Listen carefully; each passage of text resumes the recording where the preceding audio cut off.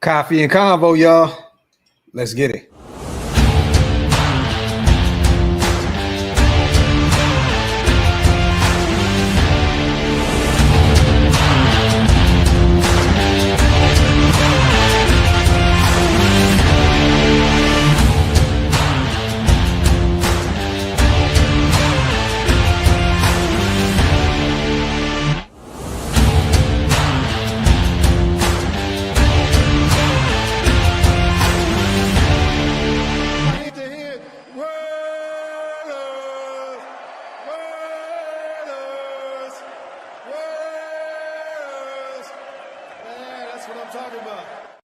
Yo, salute to everybody already here in the building, man. You guys know what time it is. Welcome to the latest installment of Coffee and Convo. I am your host, Graphk Raider, man. Salute to the greatest chat in YouTube history. As always, make sure you wipe them feet around here. That means get those likes up. And also hit that subscribe button if you guys are not subscribed yet. Today is the day. Roster cuts. 4 p.m. Eastern, 1 p.m. Pacific time. We're going to see how this 53-man roster shapes up. We're going to go over a few cuts around the league here, you guys, a few names that I am definitely interested in potentially bringing into Las Vegas to fill in the gaps, pause if necessary, with some of these weaker positional groups on this Raiders roster. I'm excited, man. Real quick, man, salute the Green Dot Gang. I see you guys heavy in the building. Make sure if you guys want to become a member, hit the link. It's pinned up top. It definitely helps us keep the lights on. I see Joe Black. I see Gibby. Everybody in the building, man. Salute to you guys. I appreciate you so much. Ayo, Kobe Bryant, like your life depended on it. I don't know if you guys got an opportunity to see it. The Atlanta Falcons waived Kobe Bryant. It sounds like they would like to bring him back to the practice squad and allow him to develop a little bit. This is a guy that I was high on during the whole draft process. Got a chance to cover him during the Shrine Bowl. This dude is a baller. Pete Carroll, bring this guy in. He can play man. He can play zone. This dude is a stud. I'm so worried about this cornerback group. You know, looking at the starters right now, looking at the depth chart, we need a few more additional bodies there. Bringing Kobe Bryant, man, we're 6th on the waiver wire. Go bring him in and then go send a third for Tariq Woolen. Stop playing around. Pete, you drafted the kid, you know, in the 5th round a few years ago in Seattle, where he led the league in picks in year 1, all-pro player. Let's really solidify this room right now, you guys. This is really getting me nervous right now. My anxiety is truly through the roof right now with what we have in that cornerback group right now. Silver and Facts, Mike Hilton to me is a no. I think he's 31, 32 years old, something along those lines. If he couldn't make that Miami Dolphins team, and they are in desperate need of corners right now, you know, something's going on with Mike Hilton. He's long in the tooth. You know what I mean? I don't want to bring him in. I don't think that that's necessary. We need some more bodies. I mean, look, you know, I think Miami went and signed Rasul Douglas today for $3 million. And he kind of fits that mold of what Pete Carroll wants at the cornerback position. Big body, I think 6'2", 6'3". You know, I think he has 19 picks in his career or something like that. That would have been a name that I would have been very interested in bringing in. So I'm very intrigued to keep an eye on what Pete Carroll and these guys have in store in terms of the cornerback position. Because you go get Amari Cooper for $3.5 million, which is an absolute steal. It is a bargain. And it sounds like the Niners and a few other teams were interested in him as well. But, you know, and I think that contract can go up to $6 million with incentives. But think about this, you guys, $6 million, $7 million. You could have had Amari Cooper, you know, and Rasul Douglas, a veteran that's been around the league for a while now. So I'm very, very interested on, you know, what they're doing to improve that room, because that is definitely going to be the Achilles heel of not only this defense, but this team moving forward. So I'm a little nervous here about that. And Loso, I would do that in a heartbeat. You bring in Cooper, you just drafted Jack Besh. If they would play ball with this, you know, give them a receiver, a slot, you know, a guy that can play in a slot and also play on the boundary and can block his ass off, great route runner, sure hands. If they would give us Tariq Woolen, I would do that. I would extend Tariq Woolen immediately. I think he's only 25, 26 years old. He's on an expiring contract. I would definitely do that for sure, because once again, who knows Tariq Woolen more than Pete Carroll, the guy that drafted him and brought the best out of him.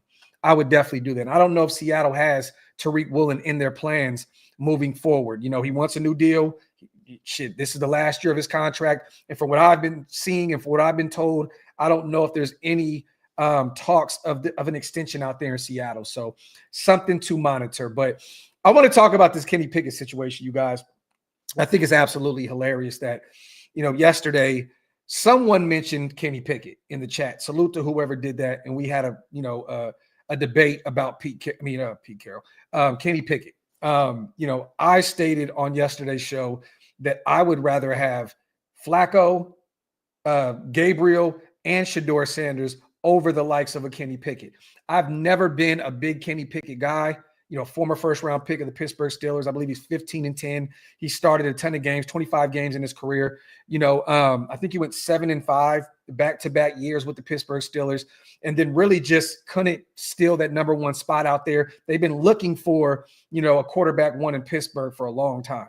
And then they traded him to Philly. Philly trades him to Cleveland. Now Cleveland trades him to the Raiders in a shocker because it sounded as though Kenny Pickett potentially could have won that starting spot if he wasn't dealing with a hamstring issue, I believe. So they run with Flacco, so on and so forth. Next thing you know, we got My Germs in the building. We trade a 5th-round pick for, the guy that has to wear 2 pairs of gloves, to hold a football. Look, a lot of people disagree with me on this. And look, I get it, okay? You have a serviceable backup quarterback. A lot of people think that he's better than Aiden O'Connell. I'm not here to debate that at all. I'm not here to argue with that at all. He's 15-10. He's a proven backup. I'm not upset about it. I hate the idea of Kenny Pickett being our backup because once again, personally, I am not a Kenny Pickett guy. It just is what it is. But we shall see. Only time will tell. Maybe Chip Kelly thinks that he fits in his scheme. He is a guy that can use his legs if need be. He is a dual threat quarterback. He's not a guy that's going to use his legs a ton, but if the pocket collapses, he can definitely use his legs to create some, to create a little bit more time, to make a play. So I'm not against this. I'm not against it. I just am not a fan, once again, of Kenny Pickett. So, but we do have a guy that, is a proven backup, in the NFL. A guy, once again, I said 15-10, 25 starts under his belt.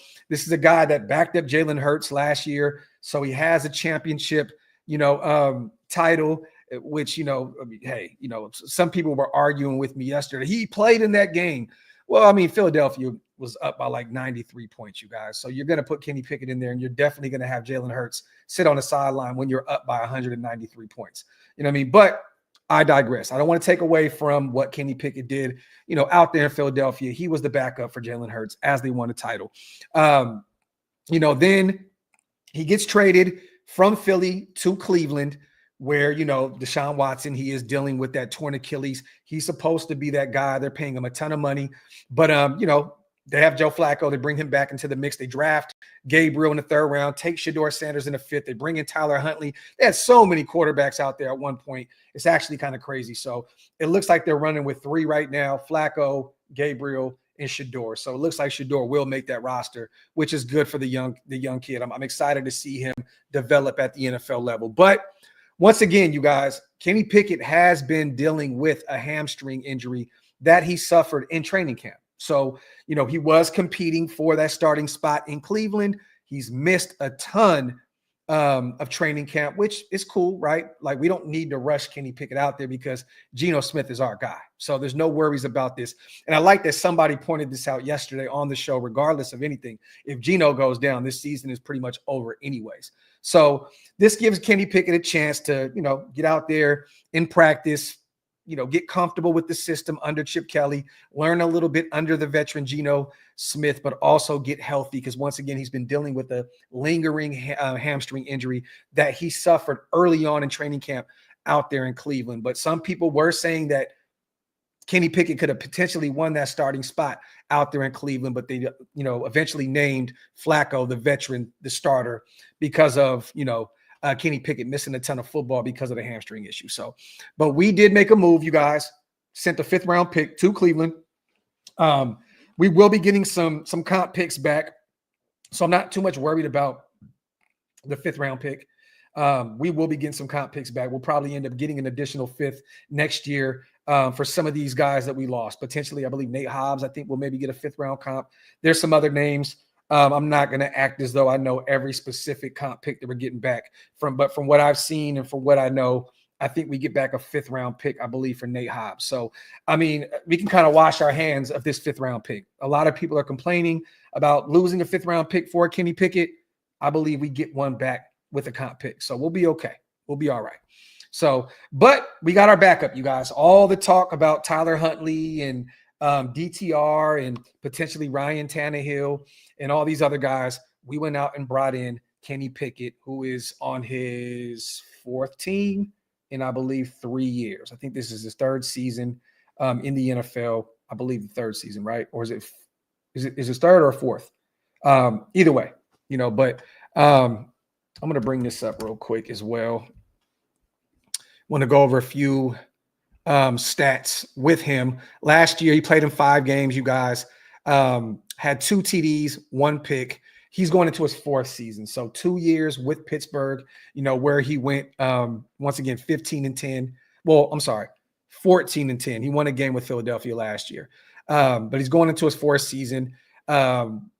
Played in 30 games, started in 25, completion rate 62.4 in his career, has 15 touchdowns, 7 his rookie year, 6 in his sophomore year, 2 last year with Philadelphia. His rookie season, he had 9 picks to go with those 7 touchdowns. So he had a really rough rookie season, has 14 picks in his career. QBR of what? I'm trying to see, 79.3, I believe. He's been sacked 54 times. He has 388 yards rushing in his career. So there you have it. So interesting pickup. 755 attempts in the air, 4,765 yards passing. So once again, hey man, we brought in a guy, former Pitt guy who went to Pitt, didn't work out as their future starter, and here we're here now. And I want to say also, I believe, who was it? Somebody gave Kenny Pickett some praise today. Phil Villapiano, veteran, or alumni, Raider alumni, Raider great. I believe they're from the same town in New Jersey. I believe they went to the same high school. Don't quote me on that. But he did say that he's always been high on Kenny Pickett, and he thinks that we got a good one with Kenny Pickett. So in a perfect world, you guys, we don't see him ever on a football field outside of potentially locking down a playoff spot and sitting Geno and having Kenny Pickett out there with the backups. But hey, Kenny Pickett is a Raider. I've not been a fan of his work up to this point, but he's a Raider now, so I'm going to root for him. It's no knock on him, once again. But hey, man, my guy's a Raider. Salute to Kenny Pickett. Raiders, Spy Tech, make a move, send a 5th round pick to Cleveland. And Cleveland has a ton of draft capital next year, you guys. I think they got 2 first round picks. I think they have 10 picks combined. They're building something out there in Cleveland. If they can make Gabriel or Shador their QB1, Cleveland is building something out there with all that draft capital and all that, man. So we shall see. Only time will tell. Let me see. Wipe them feet, y'all. Hit them thumbs up. If you guys are not subscribed yet, make sure you hit that subscribe button. Zay says, I don't see the direction with this team. Why pay an older quarterback and hire an older coach if you aren't going all in right now? I get building for the future, but makes no sense to bring them in. Well, this is the thing. I mean, how do you actually go all in, Zay? I mean, they went out and they took Ashton Genty, the best running back in the draft, at 6. To me, that's going all in. You're going to get a running back within a system in with Chip Kelly and Pete Carroll where they love to run the football. You go out and you move a 3rd round pick to bring in Geno Smith, a guy that has been very underrated up to this point in his career, 2-time Pro Bowler, where he played his best ball under Pete Carroll. You extend Max Crosby. You make a few other moves in free agency. I don't know how much more you want them to go all in.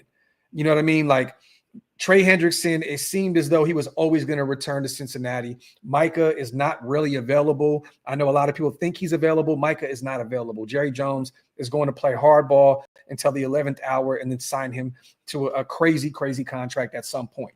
So you bring in Amari Cooper on a very inexpensive deal after Jakobi Meyers requests a trade. I don't really know what else you want to do. You just paid your left tackle, Colton Miller, a ton of money to be that anchor on that O-line. I mean, what does going all in mean with you? You go get a Landon Roberts, one of the better linebackers that play the run in football. You go get Jermaine Pratt once he was released from Cincinnati immediately. Jamal Adams, you move him to linebacker. He looks really good there. I just don't really know what else we could have done up to this point to go all in. All in. I think we had a really good draft class. Only time will tell with that. Once again, we'll see, if Porter, Besh, and all these guys can translate to the next level. But I thought, on paper and tape-wise, watching these young kids, I thought we had a phenomenal draft. So in year one, it's very difficult to go all in when you don't have really all the pieces on the chessboard that you need for your specific system and the way you see this team, going in which direction. You can't just get rid of 53 players and bring in 53 new players. You have to kind of go through your bumps and bruises and see what guys fit and what guys don't. You know what I mean? So going all in year one is very tough regardless, because you're not really going to truly have all the players at your disposal that you need to run a specific scheme defensively and offensively. So it only takes time. It's going to take time. But going all in, I think the Raiders bringing in Tom Brady, bringing in Spy Tech, a phenomenal football mind, bringing in Pete Carroll, paying Chip Kelly, making him the highest paid offensive coordinator in football, $6 million per. I think that is kind of going all in a sense. There's only so much you can go with all in, though. You know what I mean? We could have had Sanders as our quarterback for a fifth rounder. Mike, I don't think so. And honestly, the Raiders could have had Shedeur many times in the draft. So I don't even think that the Raiders even made a call for Shedeur. I think that Kenny Pickett was the guy. They made a call for Pickett specifically. So, look, we had our opportunity to bring in Shedeur. You guys know I'm a Shedeur fan. I'm a Shedeur guy. I was beating the table to bring in Shedeur. But we had an opportunity more than 5 times in this year's class. You know what I mean? Like, we moved back a few times. I thought picking up some additional draft capital, we'd maybe make a move for Shedeur. We had an opportunity to do so. So it's clear cut that Tom Brady and company don't want anything to do with Shedeur Sanders. I don't know if that's, the on-field stuff or the off-field stuff. I don't know. But once again, we had plenty opportunities to bring in Shedeur. That fifth rounder was specifically for Kenny Pickett. I guarantee you the Raiders called Cleveland and said, hey, is Pickett available? And Cleveland made a move. And it doesn't seem as though the young, 27 years old, I believe, is in their plans in Cleveland. Once again, they just drafted 2 young quarterbacks. So, salute to everybody here in the building. As always, make sure you wipe them feet, hit them thumbs up. If you guys are not subscribed yet, what are you waiting on? Hit that subscribe button. And also salute to everybody listening on Spotify and Apple Podcast. You guys are definitely appreciated. You didn't have to trade for Hooker. He was just cut. So you didn't have to make a trade for him. He's available. The thing is, I think they wanted somebody more proven. Hendon Hooker, since coming in to the NFL, has, dealt with some injuries and hasn't looked good. Once again, man, a product of that Tennessee offense. You know what I mean? So it is what it is. They could have had him if they wanted to. I think they went with more of a proven option, an experienced quarterback that has 25 starts under his belt. So it is what it is. But I would have loved to bring in Hendon Hooker. But when Pete said he wanted a veteran, you guys, he meant that he wanted to have a guy that has started a ton, or at least had some starts under his belt at the NFL level. So let me see. I want to talk also about the whole Jakobi Meyers situation. Salute to Taqueria Graphk.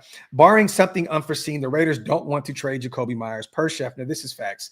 One team reached out with interest, but wanted the Raiders to eat some of his salary. LV said no. So this is according to Adam Scheffner. Okay, I didn't see this tweet, but Schefty is definitely a reputable source. I want to say this. Why trade him? You have him under contract for $10.5 million this season. He's your number 1 wide receiver, not named Brock Bowers, who was a tight end, essentially, right?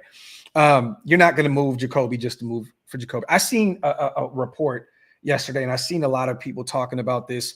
I believe Ricky Scoops, the little dog, on Twitter, and he be getting some shit right. You know what I mean? So look, initially I was on this dude's ass, like, bro, who is this? It seems as though he's maybe some like former GM or former insider within the NFL, but he put out a report yesterday that said the Raiders and Patriots have discussed a trade that would involve Kyle Duggar for Jakobi Meyers. So Jakobi returning to New England, which they have a ton of wide receivers out there. I don't know why New England would make that move. And then us bringing in Kyle Duggar, the safety who's kind of fell out of favor out there. And I think he just signed a 4-year, $58 million deal.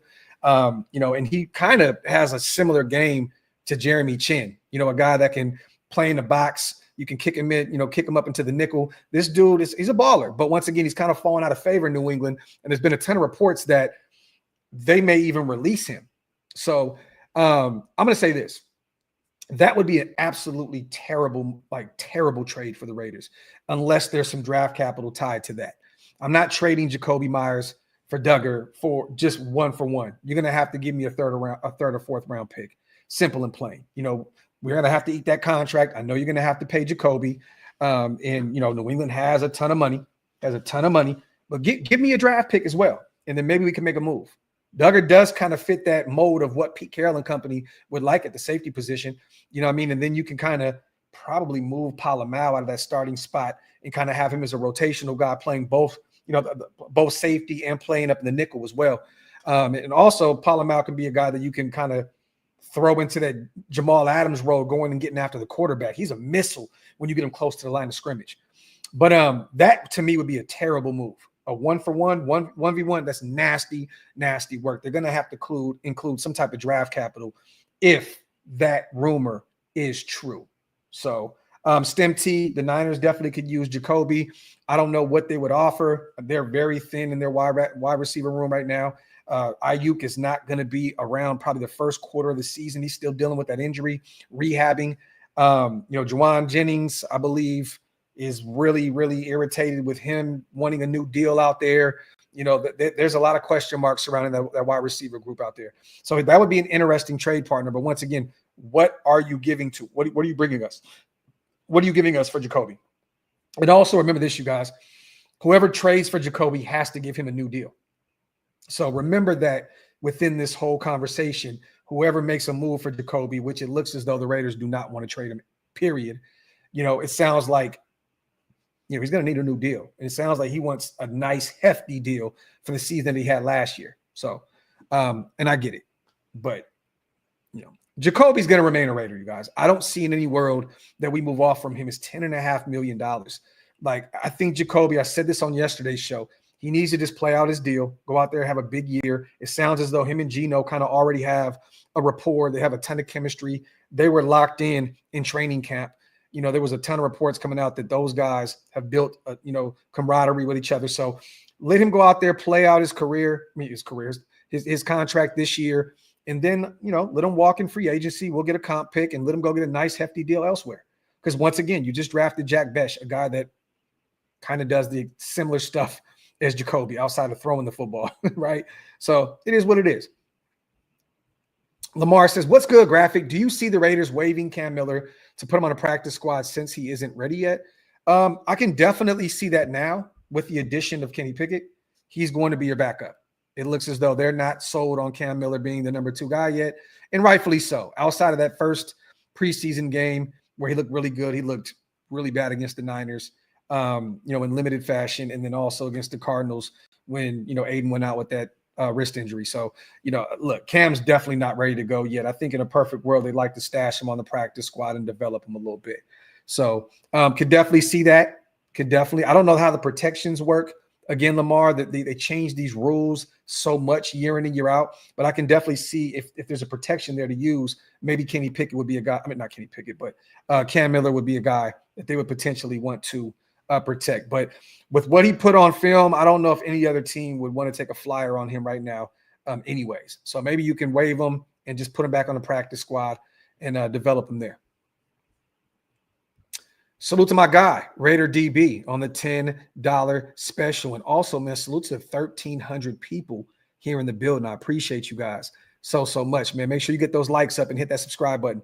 Celebrating 41 today and looking forward to another year and season of being a fan of the greatest team ever. Raiders, happy birthday, my brother. I am 41 as well, about to hit 42 in January. Enjoy it, brother. Man, it's such a blessing to be able to see another year. 41, man. That's a big one. That's a big one, man. So salute to you. We definitely have to enjoy our 40s, man, because once we hit that 50 mark, Shit, we're officially really old at that point. Salute to DB, man. Happy birthday, brother. Enjoy your day. 15th, January 15th, Martin Luther King Jr.'s birthday. Richard says Amari's deal around it's $3.5 million. With the incentives as high as $6 million. If I'm not mistaken, I might be though. No, you're damn near right there at the mark for sure. $3.5 million with incentives that can get him up to $6 million for sure. So let me see. We talked about Kenny Pickett. Once again, for those who are living under a rock, the Raiders made a move yesterday. I was going to do my 4th live. I said, you know what? Let me do this in the morning, man. I did too much content yesterday. But 5th round pick for Kenny Pickett, who's entering year 4, and he's on his 4th team. You know, Pittsburgh 2 years, went to Philadelphia, then was traded to Cleveland, didn't play a snap there, and now he's with the Raiders. So 4 years, 4 teams for Kenny Pickett. Also, man, there's a ton of cuts going around the NFL right now, you guys. Keep an eye on Jakobi Meyers, a guy, once again, a corner that Atlanta's hoping he clears waivers so they can bring him back onto the practice squad. The young kid out of Kansas, dude is a baller. If you add him to that room, that can definitely help change that cornerback group. Also, and I don't know how he ended up being a UDFA. I honestly don't get it. I think he was one of the better corners in that draft. Also, another name to keep an eye on. You know what? Let me bring this list up real quick. Because there's a ton of them going on right now. Let me go to Twitter real quick. Once again, man, salute to everybody here in the building. I see that the Titans actually got rid of Xavier Restrepo. I believe he's like the leading wide receiver in Miami history. Former Hurricane with Cam Ward. A lot of people are questioning his speed, nasty 40 that he ran. They moved off from him. I don't know how Cam feels about this, but they moved on from him. Hopefully he finds a job elsewhere. But there's a few other guys. Chad Muma, another linebacker that I was really high on, a former 3rd-round pick out of Wyoming. That was like one of my favorite linebackers in that draft class. I don't know why Jacksonville released him. I don't know. I don't watch them very closely. But if our linebacking core wasn't so crowded, I would definitely take a look at Chad Muma. He's still really young, but I think that they like what they have in that building, in that group with Tommy Eichenberg and the vets. But that's a name to keep an eye on. And Malachi Corley, you guys, this is a dude that I watched very, very closely at Western Kentucky. Couldn't really, put it all together out there in year 1 with the Jets last year. Former 3rd-round pick. Going in his year 2 was kind of a shocker for me to see them move on from him so quickly. But maybe a change of scenery will help him. I know Jordan Schultz, I believe, was first on the case with this one, but would be an interesting piece to add to Chip Kelly's offense. He's not the fastest wide receiver. I believe he ran like a 4.58. It's not terrible, but he's not the fastest wide receiver. But keep an eye on Malachi Corley, former 3rd-round pick. This is a guy that I remember the Jets GM at the time was trying to move up, I believe, to get him in like the 2nd round. They were watching him very closely, and the Jets moved off from him really, really quick. So Jakobi Meyers, Chad Muma, and Malachi Corley, 3 names that I would definitely keep an eye on right now. I don't know if they want to add another wide receiver, they just added Cooper.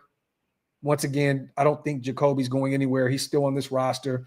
Right now it looks like Jakobi, Thornton, Tucker, Besh, Coop,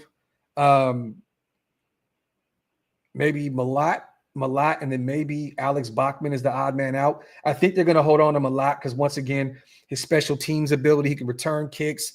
He could be a gunner, but also be an emergency third quarterback if need be.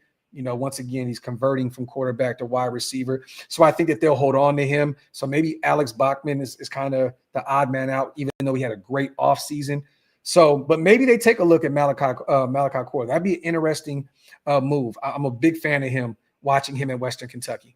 But I think that with the addition of Cooper, maybe they stay away from it. I know that they want to potentially add Jackson to the practice squad, Bo's nephew. So maybe they develop him there and maybe look at him as a piece for the future. But we'll see. We'll see. Malachi Corley is definitely a name. Chad Muma, the linebacker, former Wyoming product that was drafted to Jacksonville in the 3rd round. And then also my guy, Kobe Bryant, who was just waived from the Atlanta Falcons. So keep an eye on him. Also, I'm looking around the league. There's a few other cuts. Isaiah Simmons was cut from Green Bay. He just has not panned out. The former first-round pick out of Clemson. He was supposed to be this hybrid linebacker that was great in coverage, can play the run and get to the quarterback. It just really has not worked out. Bengals cut Desmond Ridder. I never thought that he was going to stick around over there. The Bills cut Laviska Shenault, former second-round pick of, I believe, who was it? Was it the Patriots? He was a second round. Was it Jacksonville, I believe? Former second-round pick. He was cut. Who else? There's a few other. We talked about the Dolphins signing Rasul Douglas, 1 year, $3 million deal. The Browns cut Deontay Johnson. I don't remember a receiver who's fallen from grace is bad. Is the 29-year-old Deontay Johnson. I don't know what the hell is going on with him. It has to be just the attitude thing. This dude has bounced around the league so much in the past year. He's been all over the place. And if he couldn't make that Browns team, he's probably not going to land anywhere. Talked about Malachi Corley. Who else? McCole Hardman was cut from the Packers. Former Kansas City Chief, won three Super Bowls with them. He was just cut. Robert Woods, the veteran wide receiver, was let go out of Pittsburgh. And it sounds as though they may try to bring him back at some capacity. So keep an eye on him. I wouldn't bring in Robert Woods. I think we already got our veteran with Amari Cooper. What else is going on around the league? I know the Seahawks and Falcons, this is according to CBS Sports, made a trade. The Falcons made a move and got Michael Jarrell, the offensive lineman, and sent the 2027 7th-round pick to Seattle for his services. And then the Giants cut the veteran tight end as well, Greg Dulcich, which led the league in preseason in touchdowns. So interesting move from the Giants. And what else? I'm looking. Looks like the Packers moved on from quarterback Sean Clifford. And yes. And then I'm looking right now. I'm trying to see real quick, you guys. There was a list that I had. I'll find that here in a second. But those are some names to keep an eye on. Yeah, he just really has not panned out. Brandon Rice, if you can't make that Chargers wide receiving group, there's something going on. You know what I mean? I understand the pedigree, the bloodline with Jerry Rice, but this is not that, you guys. This is not that. So I'm not shocked that the Chargers moved on from him. So it looks as though I've seen a report today, Jimmy, about Asante Samuel Jr. I know a lot of us were questioning why he wasn't around. I believe he had a neck fusion type of deal, and he's going to miss probably at least the first quarter, if not the first half of this season. So there was a reason why Asante Samuel Jr. There's a few teams still monitoring. I don't know if we're one of the teams that's keeping an eye on him, but he did have a neck fusion, spinal fusion situation, and he's going to miss a ton of football. So he's a name to keep an eye on, to monitor down the line, probably halfway throughout the season, to keep an eye on to see if he's healthy and good to go. But there was a reason for this. I knew that injury was a little bit more severe than initially reported. I know he visited a few teams and left without a deal. Simmons, I have not heard anything about Justin Simmons. This is one of the weirdest cases in the world. Like former all-pro talent, safety over at Denver, went to Atlanta, struggled last year, wasn't really a scheme fit in Atlanta. Have not heard his name at all. I don't know what the hell is going on with Justin Simmons. Let me do a simple Google search and see what the hell is going on.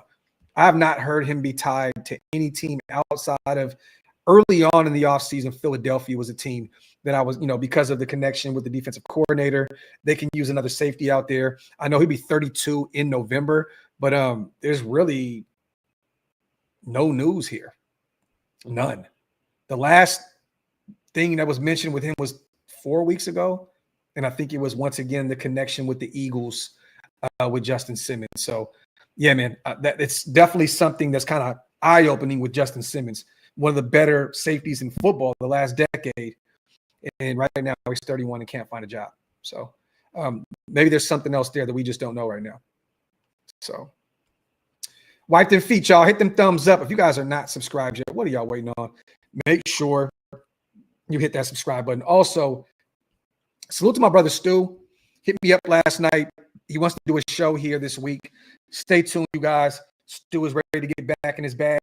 He just got done watching the whole game of the Cardinals game. He's taking notes, wants to definitely do a show this week and talk about what he's seen. So stay tuned.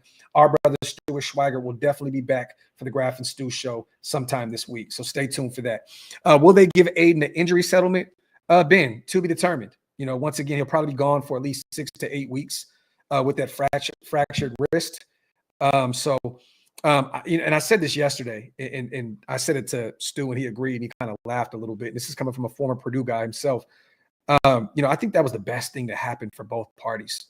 Honestly, I do believe with Aiden fracturing that wrist, it gives the Raiders an opportunity to see if Pickett can be the backup of the future, or if Cam Miller was going to be the guy. And then Aiden also keeps a job for the next 2 months, maybe even more, being placed on the IR, so I think we're going to move on from Aiden regardless. Honestly, I think we were going to move him anyways. So, but I don't know, Ben. We'll keep an eye on that situation. He was already cut, Savage.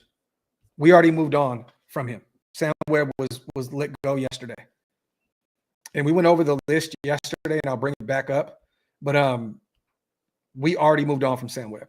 I don't know if they plan on bringing him back to the practice squad, which I wouldn't be shocked. He got a full off season in this year, with Pete Carroll out there helping run the defense with Patrick Graham. So maybe they want to hold on to him and put him on the practice squad. I don't know. It seems as though he'll never leave the Raiders. He always finds his way back to this team. But the Raiders moved on yesterday from Gotti, the tackle, Michael Barrett, linebacker, Tank Booker, Andre Carter, Hudson Clark, Parker Clements, Keandre Coburn, Amari Gaynor, Gerard Hufford, John Humphrey, Quadir Ishmael, Keytron Jackson Jr., Josh Joyner, and Sam Webb. All those players were waived. 14 players waived, and then 4 players were released. Marquez Callaway, Philip Dorsett, Colin Johnson, Jalen Smith, all veteran guys that are going to try to find some jobs elsewhere. So those are the names that we have let go so far, and we still have a few more before 4 p.m.'s deadline, 4 p.m. Eastern's deadline today. So, no, Thomas Booker was not cut. Tank Booker was cut, the defensive tackle. I believe out of SMU.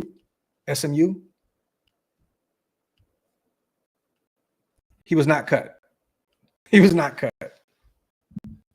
He was not cut.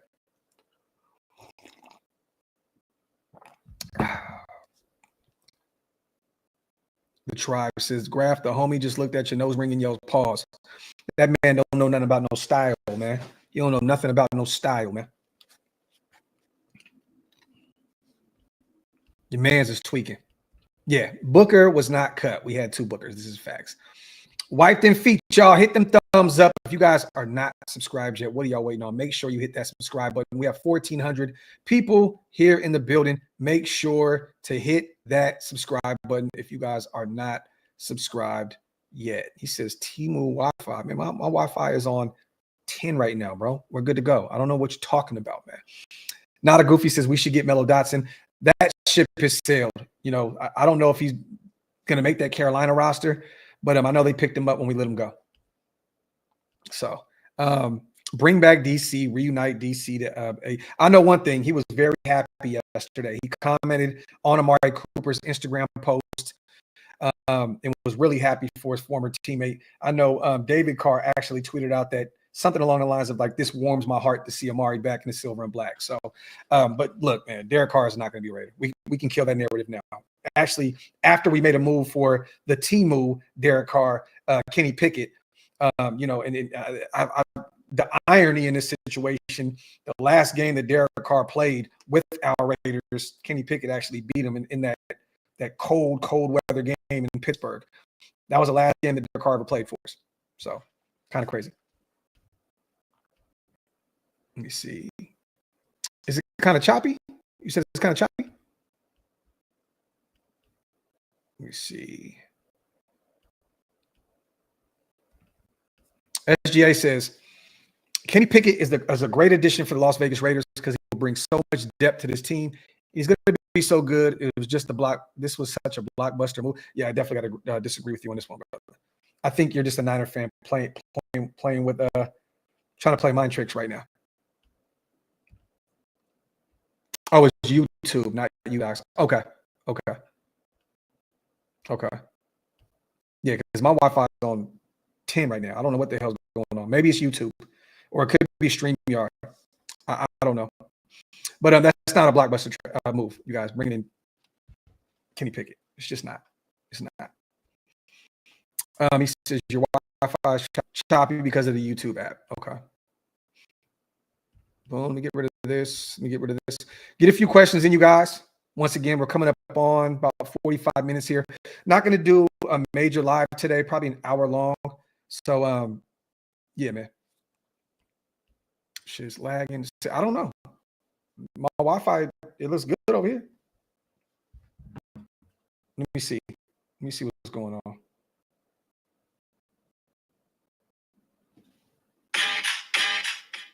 Hold on real quick, y'all. Let me check something out. My Wi-Fi, it looks good over here. Oh, yeah. Let me see what's going on. I don't know what the hell's going on. Let me hold on real quick, y'all. Boom. Let me see something. Yeah, it might be YouTube. I think YouTube's having an issue today, you guys. No, I'm not doing 4K. Not. So why? Come on, man. Pickett. Did he say blockbuster move? I mean, come on, bro. Facts. Are we good, or does this still sound bad? If it's bad, I'm just going to end the live right now, you guys. All right, let me get out of here then. I don't want to sit around and do the live if it sounds like shit. Hopefully we can get this thing together and we'll do a show later on, you guys. But other than that, man, once again, we talked about Kenny Pickett and all that good stuff. I'll try and run one a little later, y'all. So salute to you guys. As always, we